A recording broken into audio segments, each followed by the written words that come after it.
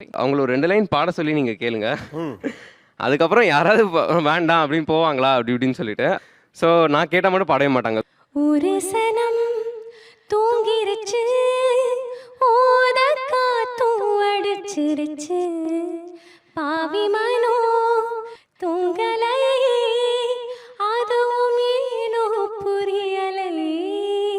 குயிலு கருங்குயிலு மாமமன குயிலு கோலம் போடும் பாட்டாலே,